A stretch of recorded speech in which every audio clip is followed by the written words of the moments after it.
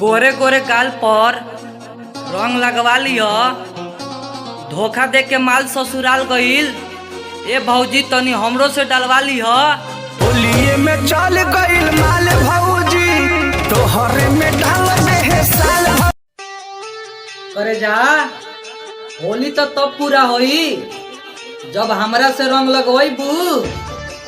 इंतजार करत करत इतना देर हो गईल, कब मिले होई बू? रंगे से करो मसाज करे जा। लेके गुलाल जोहत तनी मुँह तनी घुट घुट के। होली में जान चल गईलू हमरा से रूठ के। होलिये में चल गईल माल भौजी।